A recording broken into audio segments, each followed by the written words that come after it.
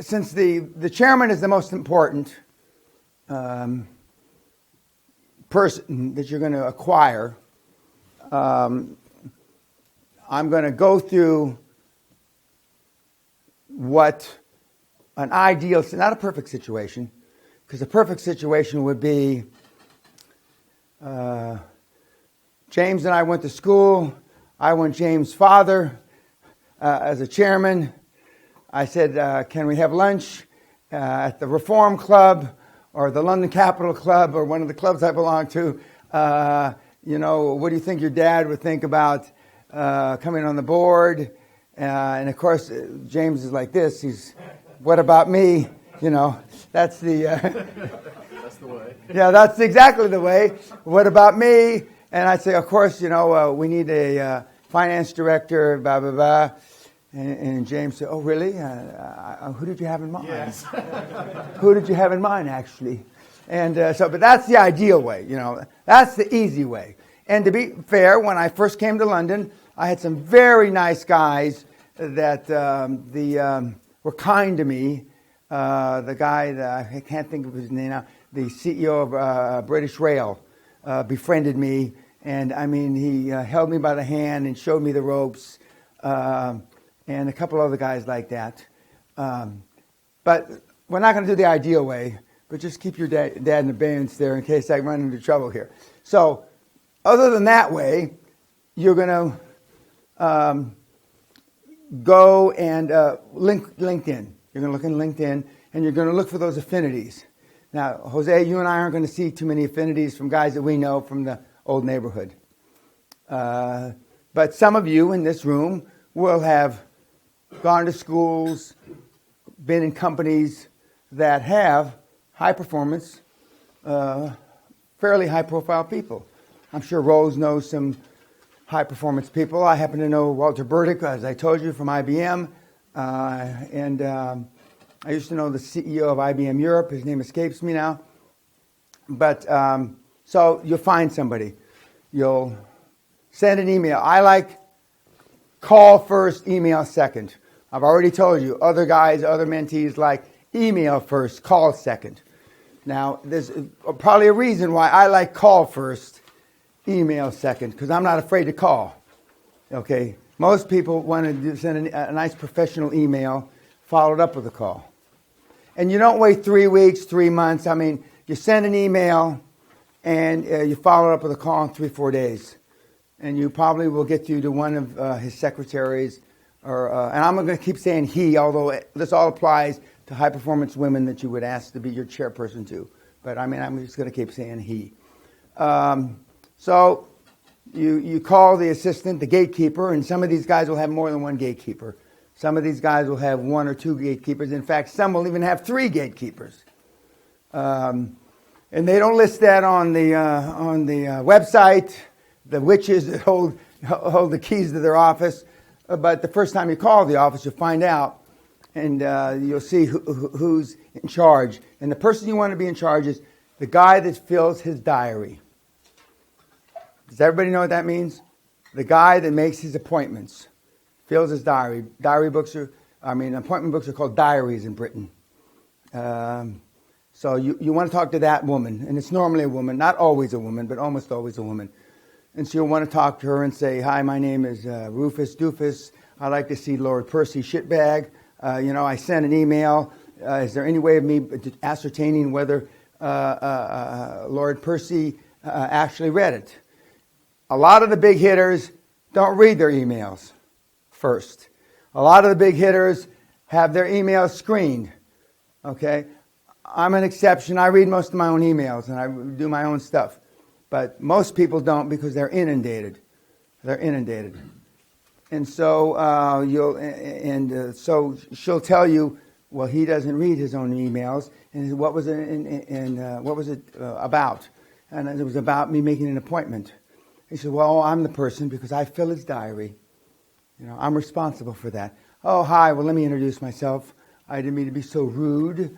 Let me introduce myself. You give a little bullshit there in a professional way, and you tell her what you're trying to do. And he says, well, what was the title of the email? What was the subject? Blah, blah, blah. Well, I sent him an executive summary with an introductory letter about me asking if I could talk to him about a personal matter. She'll drill down what's the personal matter that you wanted to talk to, about a directorship. About a directorship. That sounds better than about being my director, about a directorship. She may tell you, he's full. I mean, he's not taking any directorships. Now, normally an assistant or a diary keeper for one of these guys here in Britain won't lie to you about that. If he's not taking any directorships, that's probably the truth. So you have the decision to be made. Do you still want to press forward?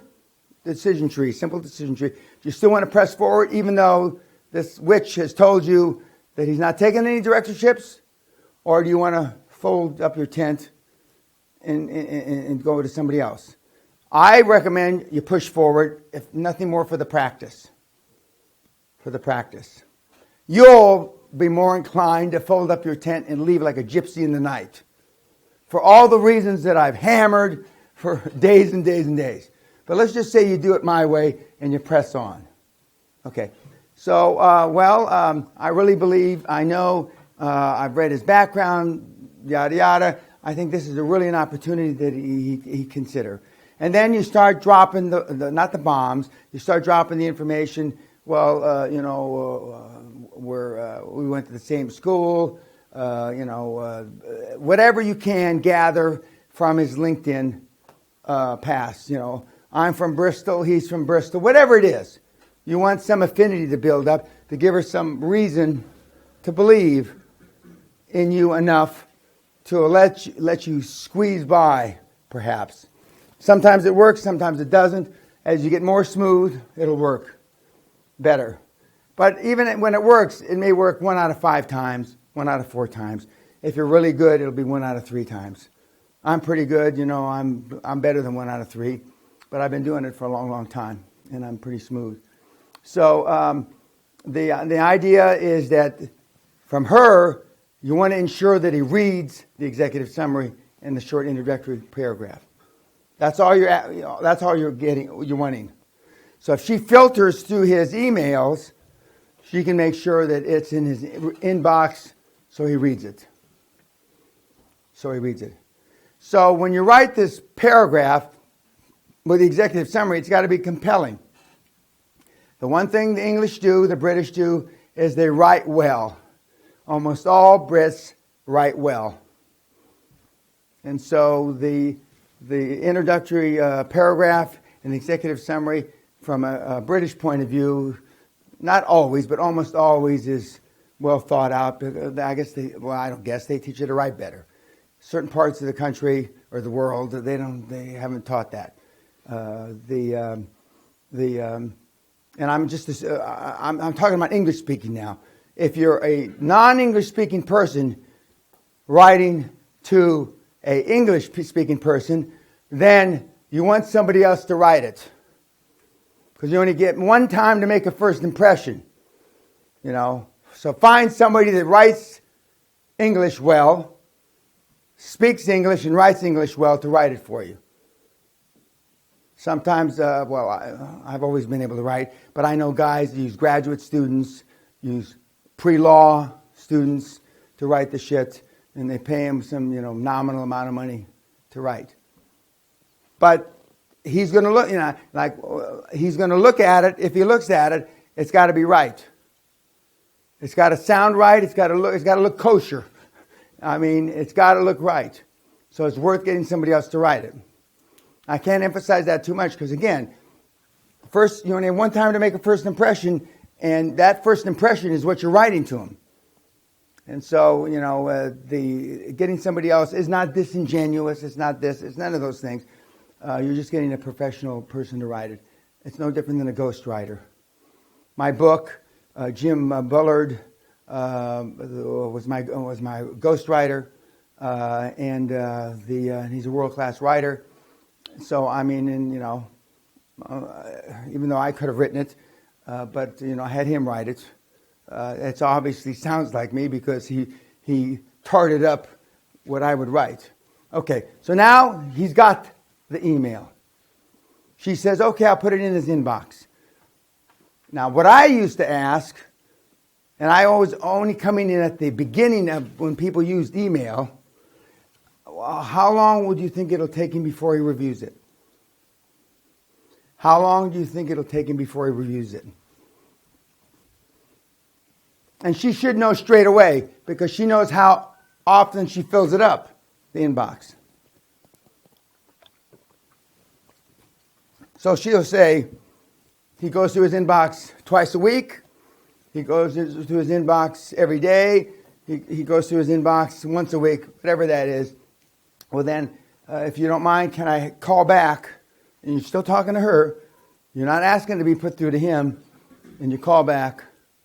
Now, this is a long process, but these guys are worth it. These fucking big hitters didn't just fall off the fucking turnip truck. Okay? So she says, oh, he should be through the inbox in 3 days, so this is Monday. Can I call back Wednesday or Thursday? And they'll normally say yes. Say yes. Now, if you want, some of these guys back here would then send a little rose to this woman. You know, and it sounds bullshit, and it's not bullshit. It works. Send a rose to her with a little thank you note. Now, if he's got a male assistant, forget the rose, all that bullshit. That dog doesn't hunt. But if it's a female, it'll hunt. And it's professional. You're not doing anything wrong. Just saying thank you very much. And in Britain, they're appreciative of that. They're more civilized. They're more civilized. The Brits will fuck you where you breathe, but they're more civilized. They're more civilized. Then you call back and say, is it in his inbox? Or, can you please tell me how did he like it? If you want to be presumptuous, how did he like it? And she may even say, oh, she asked where it came from. Now that's the best scenario. He asked where it came from, and now she's able to say she actually talked to you. So that's good. It's not just some cold thing. And he says, so we'll say he says that. And, so the next step is, how do you get in to see him? Well, how does his diary look next week? How does his calendar look next week? And she'll, by this time you've had a couple conversations with her, and it's not like a cold call. So, she's likely to be very, well, she's going to be polite anyway, but she's likely to acquiesce to your request. And she'll say, well, he's going to be out of town, but he's coming back on Tuesday. I certainly appreciate it if you could squeeze me in his diary. I can see him last time of the day. And now, let's just say for this purpose, she says yes. And so you're going to be there. The appointment's at 4:45 on Tuesday next week. You obviously get there at 4:15. And normally, important people, high-performance people, they're running late at the day, so you may have to be there till 6:30. But that's okay. She'll feel obligated professionally because you're there to get you in. Now, you're in. So now you got one time to make a first impression. Remember, dress British and think Yiddish. You want to dress professionally. Like I said,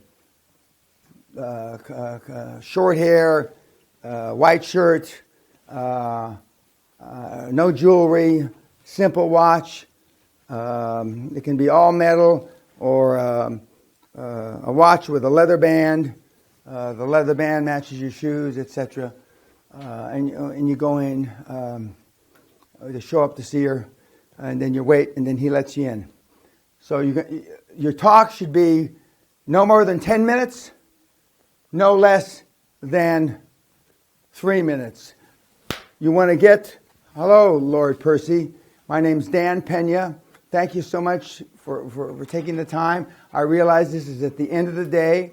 I know you've had a busy, hard day, and I'll make my request quick and rapid, as succinct as I know how.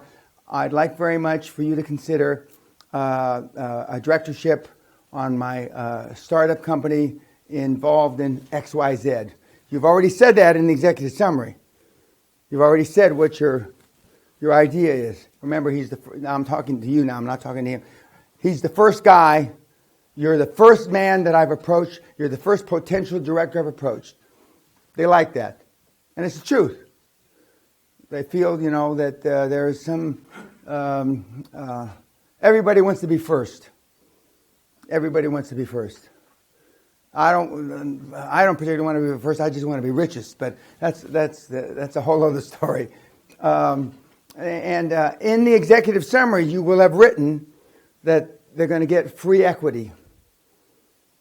So he will have read it, but you can, depending, and this is where you have to go on your own experience, your own gut, whether you say, well, directorships are going to get free equity, and don't be concerned. We want your time, Sir Percy, not any money from any of our directors. Adequate financing is already planned. So he knows that you're not looking for his money. So he's not going to have to put up any money, and he's going to get free equity. Now, in Britain, that's a big fucking deal. It's not as big deal in the UK, US, but it is a big deal in Britain because directors don't get equity. They may get options in a public company after they've worked there, what the words you want to hear out of his mouth, well, I'm interested if I can add value, and I have no conflicts. Those are the words you want to hear out of his mouth. If I can add value and I have no conflicts. If he says that, that's very good, and the odds are that there's a good chance that you're going to land him like a big tuna in a positive way. And then say, as soon as he says, if I can add value, and that's what I said, I know I don't want to take any more of your time. You want to exit. You want to exit on a positive note. Thank you very much. And then, if you don't mind, I'd like to be able to call on you again. And all you want him to do is say yes. And you exit. And when you go by, well, I used to get away with this. I'm not suggesting you go kiss the secretary on the cheek. Some people accuse me that I'd pat him on the ass, but that's just myth. That's just myth.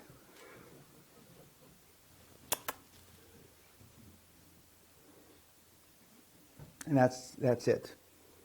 That's it. And we'll talk tomorrow about how you follow up. YouTubers, reelers, watch the teaser of me on London Reel with my talk on last Saturday, a week ago Saturday at the Ritz. Thank you.